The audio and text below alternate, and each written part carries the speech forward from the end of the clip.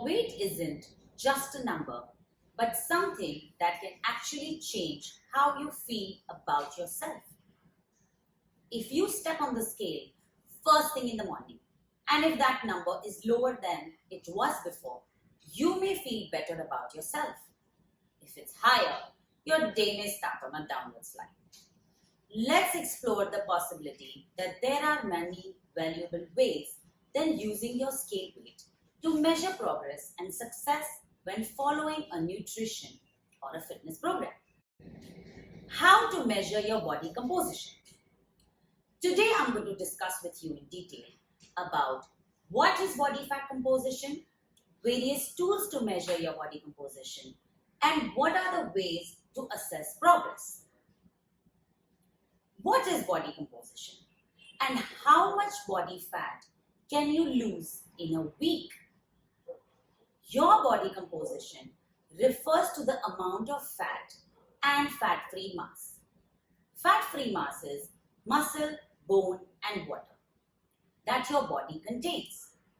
As discussed in my previous video about the difference between fat loss versus weight loss, I have explained why we should focus on body composition, because our goal is bigger than simply achieving a lower number on the scale, as we want to add lean muscle tissue and reduce the amount of body fat that we carry, which helps us achieve the defined, fit, toned look that you may be seeking. I'm sure most of you might be thinking, how do we know if we are truly making progress? Without using a weighing scale. The scale is a tool, like any tool. It does serve a purpose and it can be useful in your journey toward your fittest, healthiest self. Same way, even a measuring tape is a tool to measure the circumference of your chest, hips, or waist. However, unlike a measuring tape, many people have a strong emotional attachment to the scale. They see the scale number as a proof whether they have been good or bad.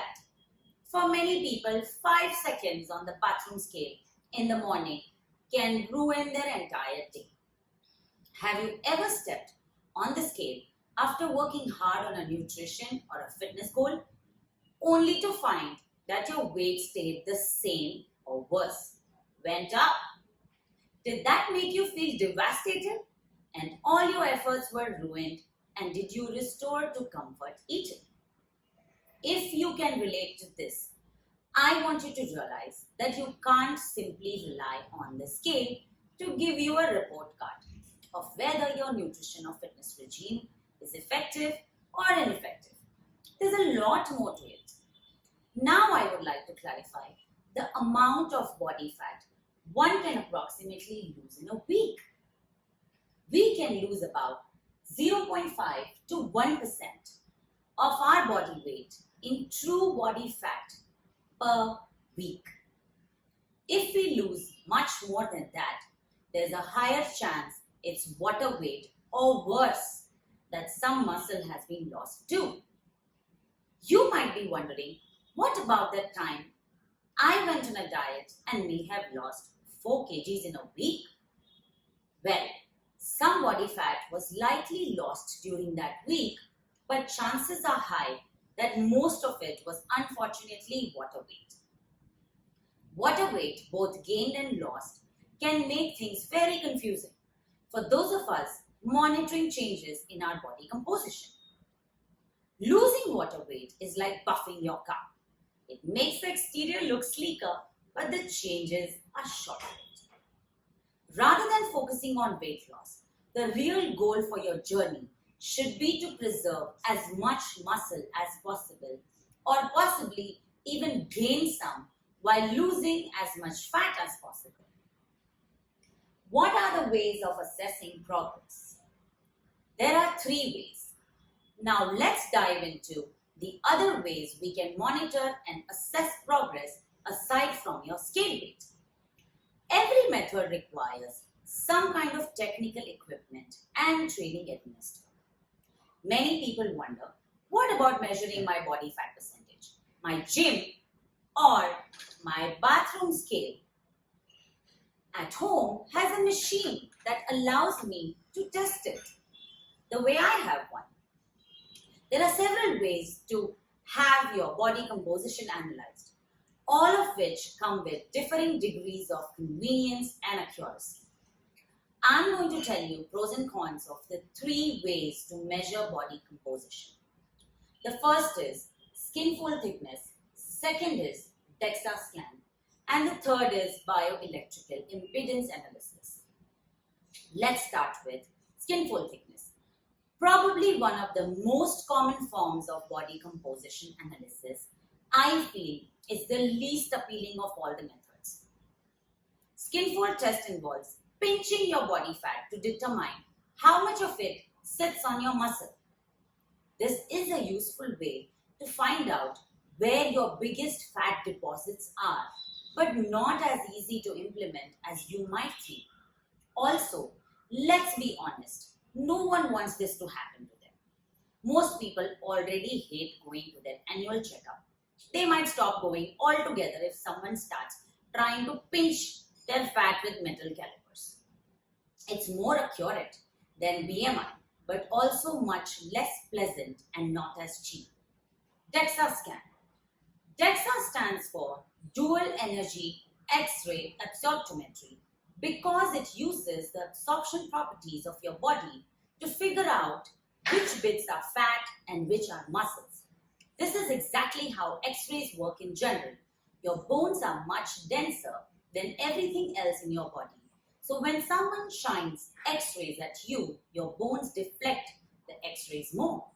Fat and muscles also reflect radiation differently from each other. So we can also use X-rays to determine where your fat versus muscle. Unfortunately, the scans are very expensive. Even though they are fast, this is not an easy way to get your body fat percentage. Bioelectrical impedance analysis is one common and popular way to measure body fat percentage. Some gyms and doctor offices provide high-tech testing devices that uses bioelectrical impedance to detect fat cells. There are also new home scales that use technology to estimate body fat percentage. These measuring tools can sometimes be imprecise. Outside factors such as how much water you have been drinking can affect the results of these tools they provide. Put simply, the main issue with measuring your body fat percentage using a machine is that these readings are always estimates. There is no way to know a person's exact body fat percentage. I personally recommend taking progress photos and body circumference measurements, the best options of all, because these motivated me throughout my fat loss journey. The first is visual progress assessment, including photos or even a video of yourself are very helpful tools in your journey toward achieving your fittest body. The only downside to progress photos is that they are subjective and qualitative. Most of us are quite hard on ourselves, so we might find it difficult to notice small changes in photos from week to week. This is an instance where it is helpful to have a coach on your side. Some of the tips for taking great progress photos that show off your progress in the most accurate way. Take them with a light source facing you. Wear the same outfit or bathing outfit each time. Take them first thing in the morning before eating, drinking, or exercising. Don't be discouraged if you don't see huge changes in your photos from one week to the next.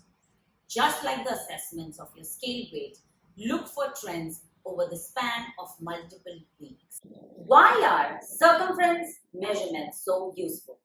How and where to measure? I have added a reference image so that you can refer to when you are taking your body measurements. One of my favorite methods for assessing changes in body composition is to measure the circumference of various areas of your body. Because as we know from the information above, scale weight changes on their own can't tell us how much muscle we have gained or how much body fat we have lost. In other words, the scale can't tell us how we look. Let's say you have taken all the advice above.